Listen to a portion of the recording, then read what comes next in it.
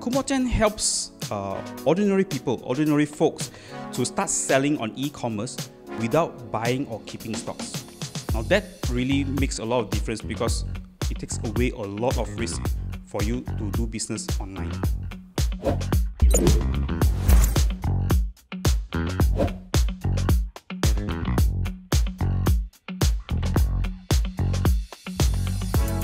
Our number one priority is still about finding better ways and more efficient ways to help our dropshippers to make money faster, easier, and lowest risk possible.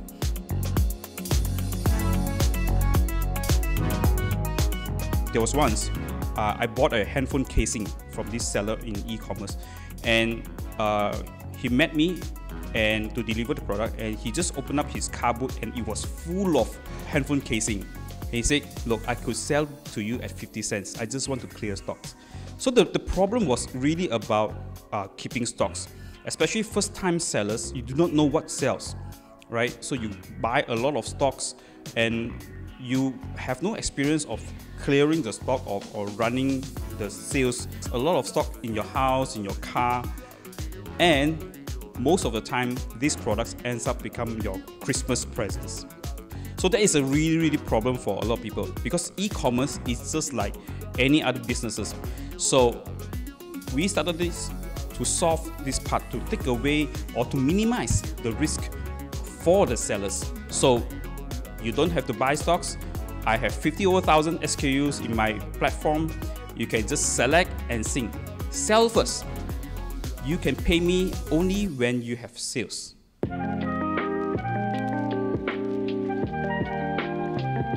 After graduation, we were building mobile application, but that time it was a little bit too early for that technology. And then we, the opportunity came where e-commerce was very much booming, or should I say, in the early stage. But during the same time, I was also exploring selling in Amazon. So I was sourcing from Alibaba. I was planning to sell e-cigarette.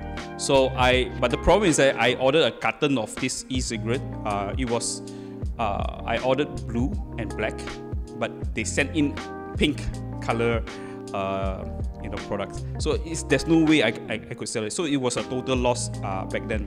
I told myself, if I could have faced that kind of a problem where we lost money because of sourcing from overseas suppliers and the difficulty of liaising with them, shipping and all those things,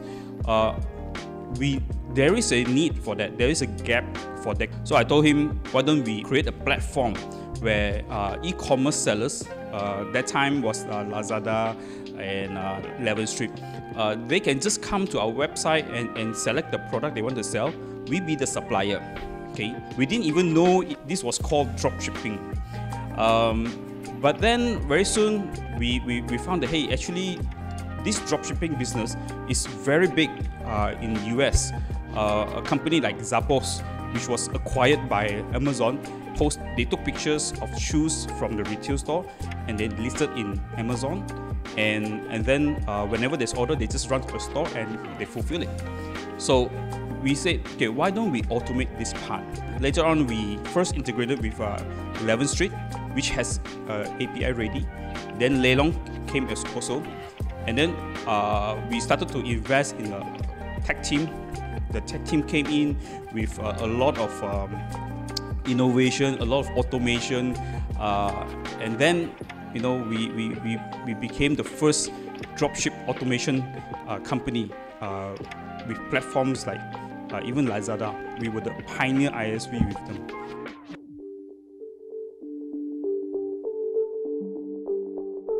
A lot of our product back then were mainly from China. Now, all were good before year 2020, but when COVID struck, for 2 years, logistics was really a nightmare for us. Although we have a lot of automation with our partners in China, the warehousing, the shipping, but yet we are at the mercy of the shipping company, the logistic companies. So this was really difficult for us.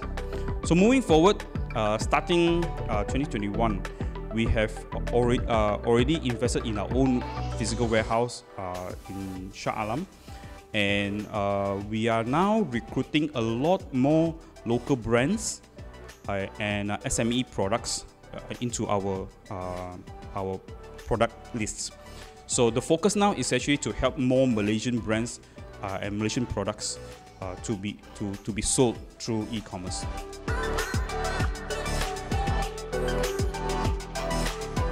During MCO, especially the first MCO, where there were a lot of challenges in terms of the last mile delivery as well as the cross-border delivery. There were a lot of cancellation at that time, but things gradually improved, and we put in place a mechanism where our sellers can easily cancel the order, and we will manage the cancellation.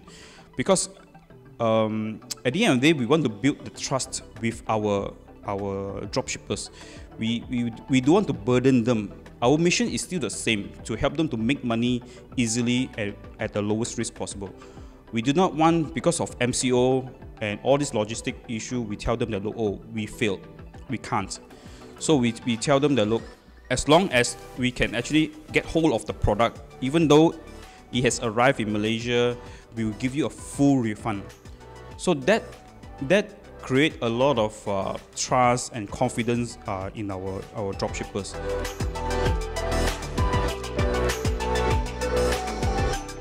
If I would go back time and change, I could have started more with our own warehouse, our own products, more than we are now today. So it should have been 90% local products and 10% overseas products.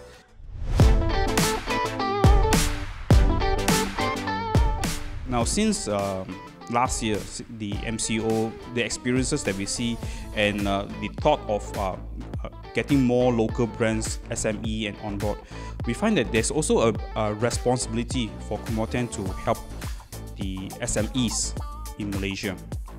Not only in our local context, but also how can we bring these brands, these local products out of Malaysia?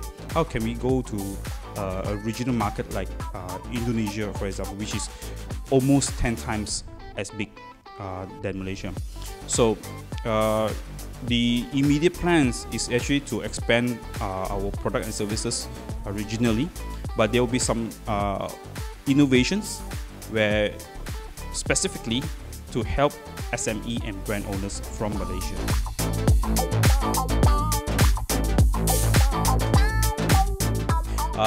We have been claiming this ever since we started, because we were quite confident. Back then we started off with maybe about 10,000 SKUs. It's already very big, right? Then 20,000. Nobody challenges. We have been, but the difference is we put a word in front. It's called we say probably Malaysia's largest dropship platform. It's a little bit of a disclaimer. That's how we started off. Then this year, we thought, okay, let's make it official, right? So we contacted Malaysia Book of Records. I mean, they are the de facto authority that actually can claim this and substantiate this type of stuff. So they came and we print out the whole list of SKUs. They came and did the audit in one whole day, and yeah, they verified. It's true. We have 53,598 SKU at that point, but I think today we have more than that already, because we have been adding new products every day.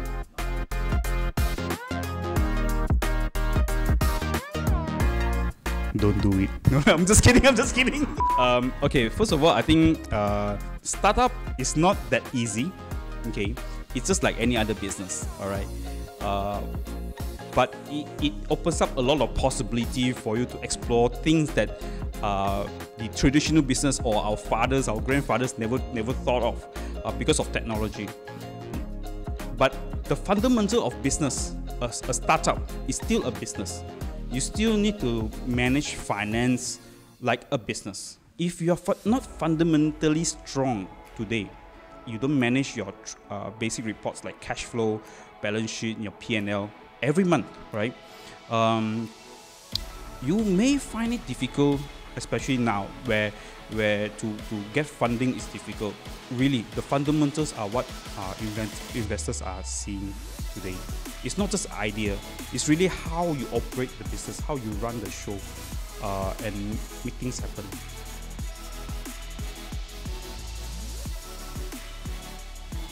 Largest dropship platform in Malaysia.